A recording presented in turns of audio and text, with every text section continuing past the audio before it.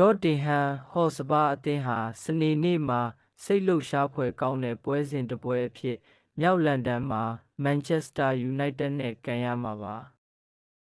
ချန်ပီယံလိဂ်မှာကိုပင်ဟေဂင်ကို4-0နဲ့အနိုင်ရပြီးနောက်သောမတ်ဖရန့်ရဲ့အသင်းဟာအောင်ပွဲလမ်းကြောင်းပေါ်ပြန်လည်ရောက်ရှိလာခဲ့ပြီးခဲ့တဲ့အပတ်ကကာရာဘောင်ဖလားနဲ့ချက်စီးတို့ကိုစိတ်ပျက်စရာ2ပွဲရှုံးနိမ့်ခဲ့ပါတယ်စပါအသင်းဟာစိန့်ဂျိမ်းစ်ပေါက်မှာကစားခဲ့တဲ့လိဖလားပွဲစဉ်မှာညံ့ဖျင်းတဲ့စွမ်းဆောင်ရည်ကြောင့်လိဖလားချန်ပီယံအသင်းကို2-0နဲ့ရှုံးနိမ့်ခဲ့ပြီးအိမ်ကွင်းမှာ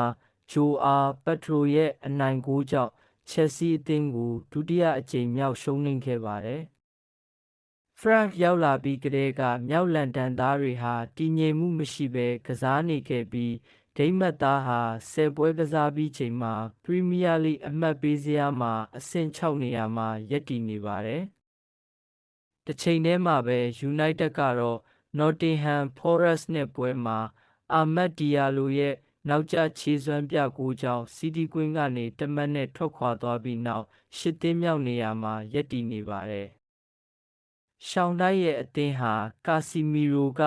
အဖွင့်ဂိုးသွင်းယူပြီးနောက်မော်ဂန်ဂစ်ဖ်ဝိုက်နဲ့နီကိုလိုဆာဘိုနာတို့ရဲ့မြန်ဆန်တဲ့ဂိုး2ဂိုးနဲ့ပွဲကိုပြောင်းလဲနိုင်ခဲ့ပါတယ်။အဲ့ဒီရလဒ်ကြောင့်ဘရိုက်တန်လီဗာပူးနဲ့ဆန်ဒါလန်တို့ကိုအနိုင်ယူခဲ့တဲ့တရဲနီတွေရဲ့3ပွဲဆက်တိုက်အနိုင်ရရှိမှုကို